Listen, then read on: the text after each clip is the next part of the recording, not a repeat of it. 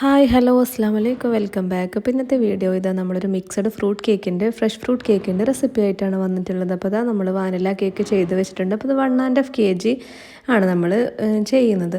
അപ്പോൾ 1.5 kgയിൽ ഇതാ ഞാനിവിടെ 6 മുട്ട വെച്ചിട്ടുള്ള വാനില സ്പഞ്ച് ചെയ്തിട്ടുണ്ട്. 7 ഇഞ്ചിലാണ് ഞാൻ ബേക്ക് ചെയ്തിട്ടെടുത്തിരിക്കുന്നത്. അപ്പോൾ 7 ഇഞ്ചിൽ 2 പാനിലായിട്ട് ഇതാ കേക്ക് സ്പഞ്ച് റെഡി ആക്കിയിട്ടുണ്ട്. അപ്പോൾ ഓരോന്നും ഓരോ കേക്ക് 3 ലെയർ ആക്കിയിട്ട് എടുത്തിട്ടുണ്ട്. എന്നിട്ട് നമുക്കിനി അസംബിൾ ചെയ്തിട്ടെടുക്കാം. അപ്പോൾ നമ്മൾ വാനില സ്പഞ്ചിൻ്റെ റെസിപ്പിക്ക് ഒരുപാട് വീഡിയോസിൽ നമ്മൾ ഓൾറെഡി കാണിച്ചിട്ടുണ്ട്. അപ്പോൾ അതുകൊണ്ട് ഞാനിവിടെ സ്പഞ്ച് ചെയ്യുന്നതൊന്നും കാണിക്കുന്നില്ല. എല്ലാവർക്കും അറിയുന്നുണ്ടാവുമല്ലോ. 1.5 kg ആകുമ്പോൾ 6 എഗ്ഗ് എടുക്കുക, പിന്നെ 1.5 കപ്പ് ഫ്ലോർ, 1.5 കപ്പ് ഷുഗർ. ആ ഒരു മെഷർമെൻറ്റിലാണ് നമ്മൾ 1.5 kg കേക്ക് ചെയ്യുക. അപ്പോൾ അതുപോലെ ചെയ്തിട്ടെടുത്തിട്ടുള്ള വാനില നോർമൽ വാനില സ്പഞ്ചാണ്. പിന്നെ ഇതാ അതിൻ്റെ ഫില്ലിങ്ങിനായിട്ട് ഫ്രഷ് ഫ്രൂട്ട്സ് എടുത്തിട്ടുണ്ട്. അപ്പോൾ ഞാനിവിടെ നോർമലായിട്ട് നമ്മൾക്ക് കിട്ടുന്ന ഫ്രൂട്ട്സ് മാത്രമേ എടുത്തിട്ടുള്ളൂ. അതായത് മാംഗോ, ആപ്പിൾ, അനാർ, ആ ഒരു പിന്നെ കുറച്ച് നട്ട്സും കൂടെ ആഡ് ചെയ്യുന്നുണ്ട്. പിന്നെ ഇതിലേക്ക് കുറച്ചും കൂടെ റിച്ച് ആയിട്ട് വേണമെന്നുണ്ടെങ്കിൽ ബ്ലൂബെറി, സ്ട്രോബെറി, പിന്നെ കിവി, ഡ്രാഗൺ ഫ്രൂട്ട് അതുപോലത്തെ ഐറ്റംസ് ഒക്കെ ആഡ് ചെയ്യാവുന്നതാണ്. അപ്പോൾ അങ്ങനെ ആകുമ്പോൾ നമ്മൾ കേക്കിന് റേറ്റ് കൂട്ടിയിട്ടും ചെയ്യാം. അതാകുമ്പോൾ അത്യാവശ്യം നല്ല ഫ്രൂട്ട്സിന് തന്നെ അത്യാവശ്യം നല്ല റേറ്റ് ഉണ്ടായിരിക്കും. അപ്പോൾ 2 രീതിയിലും നമുക്ക് ചെയ്യാൻ വേണ്ടിയിട്ട് പറ്റും. ഇതുപോലെ നമുക്ക് അവൈലബിൾ ആയിട്ടുള്ള ഫ്രൂട്ട്സ് വെച്ചിട്ട് ചെയ്യാം. അപ്പോൾ അതാ ഞാനിവിടെ ഫസ്റ്റ് ലെയർ ഇതുപോലെ ചെയ്യുന്നുണ്ട്. അപ്പോൾ നമ്മൾ ക്രീം വെച്ചിട്ട് അതിന് മുകളിലേക്കായിട്ട് കുറച്ച് കണ്ടൻസ് മിൽക്ക് ഇതുപോലെ സൈഡിൽ ഇതുപോലെ ക്രീം ചുറ്റിച്ച് കൊടുക്കാൻ വേണ്ടിയിട്ട് ശ്രദ്ധിക്കുക. അല്ലെങ്കിൽ അതിൻ്റെ ഫില്ലിംഗ് ഒക്കെ പുറത്തേക്ക് പോകാനുള്ള ചാൻസ് ഉണ്ട്. അപ്പോൾ ഇതാ ഞാനിവിടെ ഫ്രൂട്ട്സിൽ കുറച്ച് മിൽക്ക് മെയ്ഡ് ആഡ് ചെയ്തിട്ടാണ് വെച്ചിട്ടുണ്ടായിരുന്നത്. അപ്പോൾ അത് ഒന്നും കൂടെ ഒരു ടേസ്റ്റി ആയിരിക്കും, മിൽക്ക് മെയ്ഡിൻ്റെ ആ ഒരു ടേസ്റ്റ് വരാൻ വേണ്ടിയിട്ട്. പിന്നെ അതിൻ്റെ മുകളിലേക്കായിട്ട് കുറച്ച് ആൽമണ്ട് കട്ട് ചെയ്തതും കൂടി ചേർക്കുന്നുണ്ട്.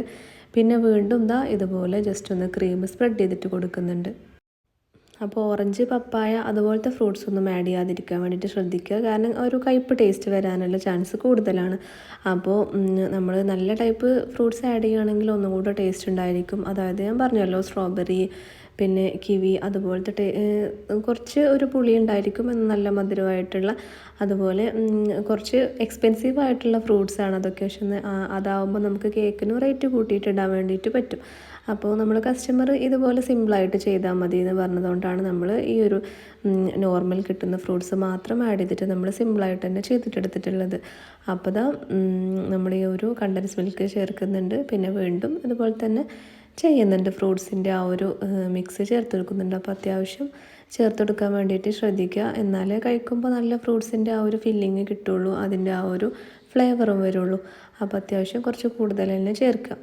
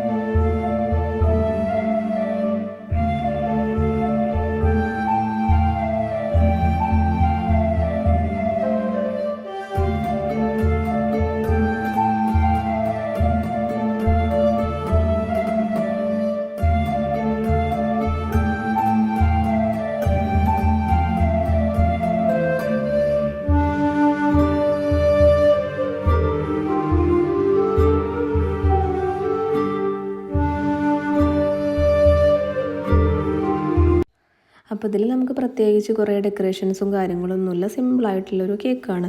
അപ്പോൾ ഇത്രയേ ഉള്ളൂ. നമ്മൾ ഇതുപോലെ കളറൊന്നും ആഡ് ചെയ്യേണ്ട, ആർട്ടിഫിഷ്യലായിട്ടുള്ള കളേഴ്സൊന്നും ആഡ് ചെയ്യേണ്ടെന്ന് കസ്റ്റമർ പറഞ്ഞിട്ടുണ്ടായിരുന്നു. അപ്പോൾ നമ്മൾ ഇതുപോലെ സിമ്പിളായിട്ട് തന്നെ ചെയ്തെടുക്കുകയാണ്. ഇതിൻ്റെ മുകളിൽ കുറച്ച് ഫ്രൂട്ട്സും കൂടെ വെച്ച് കൊടുത്താൽ അത്രയേ ഉള്ളൂ നമുക്ക് ഡെക്കറേഷനായിട്ട് വരുന്നത്. അപ്പോൾ ഓക്കെ, അടുത്ത വീഡിയോയിൽ കാണുന്നത് വരെ ബൈ, അസ്സലാമു അലൈക്കും.